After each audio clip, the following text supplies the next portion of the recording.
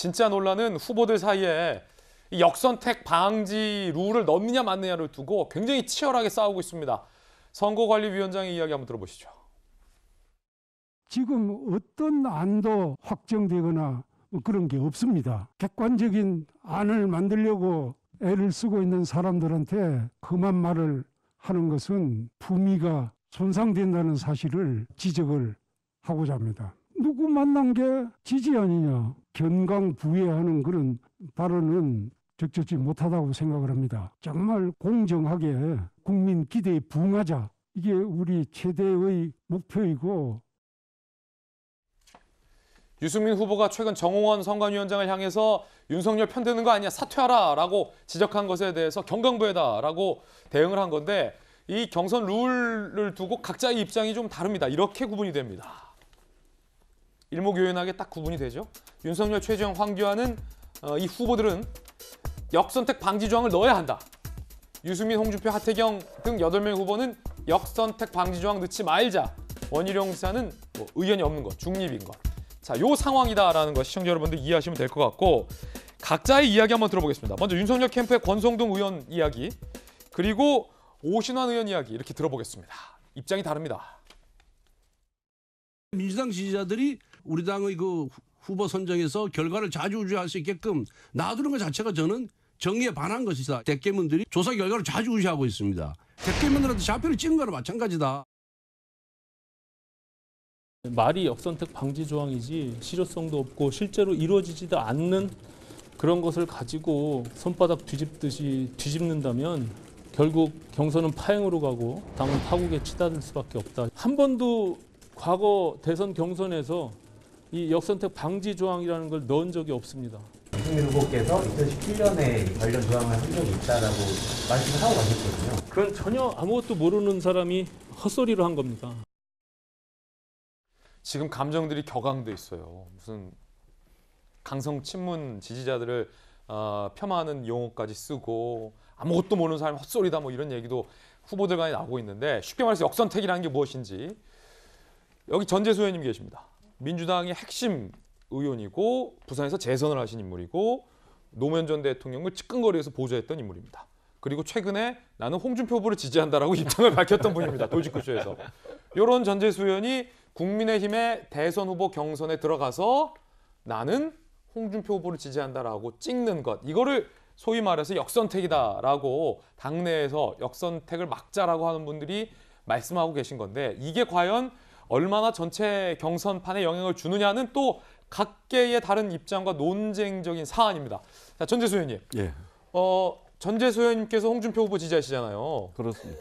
그러면 국민의힘 경선에서 찍을 수 있어요? 일단 전재수 의원님도? 찍을 수 있습니다. 아, 아니, 그런데 지금 현재는 찍을 수가 있는데 예. 만약에 지금 선거관리위원회에서 역선택 조항을 넣어버리게 되면 예. 이제 저는 투표할 수 없죠. 아, 그렇군요. 예. 그런데 이제 민주당 지금 이제 경선이 진행되고 있는데 민주당에는 역선택 조항이 없습니다. 왜요? 그러니까 국민의힘 지지자들도 민주당 경선에 참여해서 예. 선택을 할 수가 있습니다. 어. 그러니까 국민의힘의 김재원 최고위원께서 민주당 경선에 참여를 한 거지 않습니까? 예.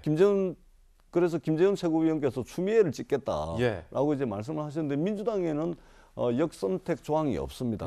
왜 그러냐면 조금 전에 이제 대깨무 말씀을 하시는데 대깨무는 저희가 추정을 하더라도 한 2,000명 정도 보거든요. 예. 2,000명. 근데 지금 당장 민주당 경선 1, 2차 경선 강성 인당만 친문 지지자로 예. 순화해 주세요. 그렇습니다. 네. 예. 한 2,000명 정도 되는데 2,000명이 무슨 영향을 미치겠습니까? 그리고 지금 민주당만 하더라도 2차까지 국민선거인단을 모집을 했는데 180만 명입니다. 엄청 많네요. 예, 180만 명 중에 정말로 내가 저 국민의힘의 민주당의 지지자도 아니면서 민주당 지지자인 척 해가지고 들어가가지고 가장 허약한 후보에게 투표를 해가지고 가장 허약한 후보를 민주당의 후보로 만들 수 있다.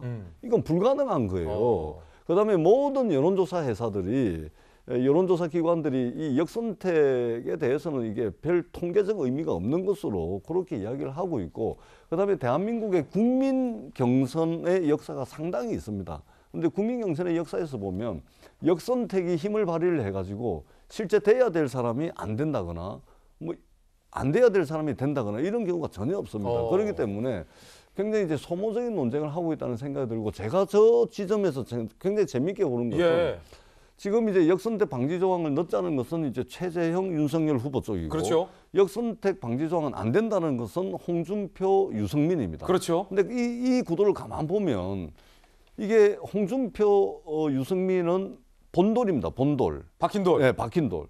그다음에 최재형, 윤석열은 굴러온 돌이에요. 굴러 들어온 돌. 그러니까 지금 이제 이 대립 구도가 이게 굴러온 돌이 본돌을 쳐내는 구도입니다. 어허. 예. 근데 지금 선거관리위원회는 어떻게 돌아가고 있냐면은 이미 최고위에서 확정된 경선 룰조차도 전면 재검토하겠다. 예. 그건 뭐냐면은 굴러온 돌에 힘을 실어주는 거죠. 그러니까 이제 대한민국의 제1야당이 역사와 전통을 가지고 있는데 이게 박힌 돌, 본돌을 보호해주지를 못할 망정 굴러온 돌이 더 잘 굴을 수 있도록 당 지도부가 나서서 경선 준비, 선거관리위원회가 나서서 굴러온 돌에 힘을 실어주는 것은 어떻게 보면은 국민의힘의 자존심과 관련된 문제가 예. 아닐까 이런 측면들이 있습니다. 그래서 저 구도를 보면 상당히 재밌는 구도로 지금 경선이 펼쳐질 것 같습니다. 그렇군요. 역선택이라는 건 미미하다. 그러니까 역선택 방지 룰을 넣을 필요 없다. 논쟁이 소모적이다라는 의견 주셨는데 혹시 다른 의견 있으신 분 계십니까? 저도 역선택이 굉장히 어려워가지고 우리 배종찬 소장님한테도 여쭤보고 다른 여론 전문가들한테도 여쭤봤는데 역선택이라는 게 사실은 과학적으로 여론조사 기법상 아무 의미가 없다라는 얘기 동의. 근데 한 가지 좀 다른 거는 우리 전재수 의원님 말씀하신 것처럼 사실은 좀 굴러온 돌, 박힌 돌 뭐 이런 얘기 약간 전 여당으로서 희망사항이 섞인 거 아닌가. 아, 이건 약간 이 선관위에서 당연히 역선택이네. 선관위원장이 되면 예. 각각의 후보들은 어떤 생각을 하고 있는지 예. 의견을 들어봐야 되고 의견 들어봐서 이제 결론이 나오겠죠. 근데 그거를 한쪽을 옹호하는 거라고 해석을 하고 언론도 그렇게 만드는 건 일종의 좀 희망사항 좀 섞인 거 아닌가라는 생각이 약간 양쪽 다 이게 역선택 방지 조항을 넣어야 된다고 생각하는 쪽에서도 지금 지지율 추이 때문에 그런데 그런 거 역선택 얘기하기 전에 왜 지지율이 저렇게 됐는지 한번 좀 돌아봤으면 하는 모두 다 바람. 자성하라. 또 하나는 그렇다고 역선택 방지 조항 이거 넣으면은 뭐 이게 파행 파국 막 한자라도 고치면 안 된다 이렇게까지 가는 것도 저는 좀 잘못된 거다. 뭐 이런 말씀 드리고 싶어요. 이게 보기에 굉장히 불편하다. 말씀 결론적으로 드리고 싶습니다. 네. 하나 좀 오해를 바로 잡아야 될 것 같아서 말씀드리는 게 물론 전 역선택 자체가 제가 어제 말씀드린 것처럼 저도 역선택이 실제 역선택과 차선 선택을 어떻게 구분할 수 있느냐. 역선택이라는 게 실제 어느 정도 통계적으로 존재하느냐. 역선택을 실제 막을 방법이 있느냐. 이런 논란 속에서 역선택 방지 조항이라는 게 사실 별로 실익이 없다 생각하는데 지금 조금 전에 전재수 의원 말씀하신 거에 대한 오해가 있을까 말씀드리는데 그러니까 민주당은 일반 국민으로 선거인단을 모집하죠. 그렇기 때문에 일반 국민들이 신청을 하는 겁니다. 그런 가운데 조금 전에 권성동 의원 얘기한 것처럼 뭐 강성 친문 세력들이 국민의힘의 일부 약자 후보를 꼽기에 들어올 수는 있을지 모르겠으나 지금 얘기하는 건 여론조사입니다. 그냥 여론조사 속에 역선택 방지형을 넣을 것이냐 말 것이냐 하기 때문에 약간 민주당의 어떤 일반 국민 선거인단하고 전혀 상황이 다르다. 그런 점에서 과연 1000명을 무작위로 차출하는 가운데 친문 성향의 뭐 강성 친문들이 얼마나 포집될 수 있느냐. 이건 굉장히 확률적으로 미미할 수밖에 없는 상황이 아닐까 이런 생각이 같이 듭니다. 그러니까 오히려 더 이제 결론은 다 전재수 의원과 같네요. 오히려 더 영향 미칠 수는 없다라는. 그러니까 의견이죠. 이제 여론조사를 해도 예를 들면은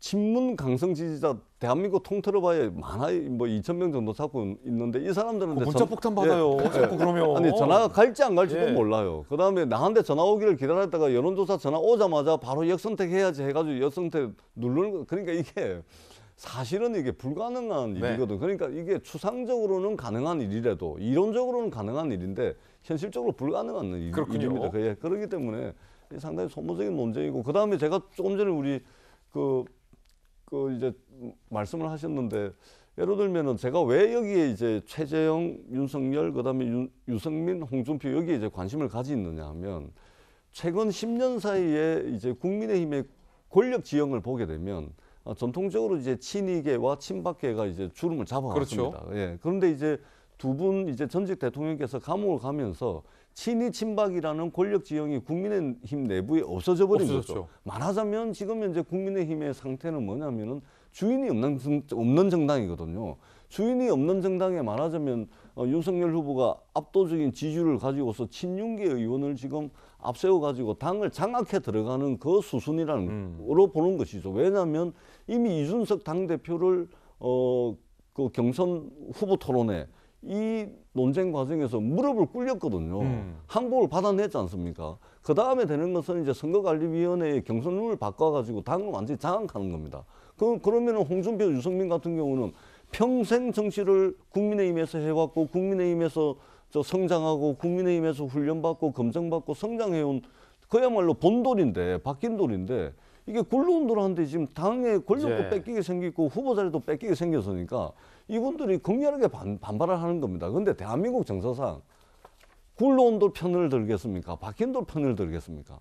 못나도 박힌 돌, 본돌 편을 들게 돼 있는 거죠. 그런 측면에서 보면 윤석열 최재형 후보가 이제 상당히 이제 나중에 TV 토론 이런 거 되면 혹시 궁지로 몰릴 가능성이 많다. 홍준표 캠프한테 뭐 제안 받으신 거 있다 없다만 짧게. 홍준표 캠프한테 제안받는 거 있다 없다. 아니 저는 홍준표 후보가 마음에 듭니다. 이거 봐, 이거 봐. 왜냐면 봐. 우리가 이거 다른 거 다 떠나가지고 거기서 더 말하면 안 돼. 다른 거 다 거기서 더 떠나가지고 말씀하시면 안 돼. 홍준표 마음에 드는 얘기 하면 안 돼. 신의는 있는 것 같습니다. 오케이 여기까지. 예.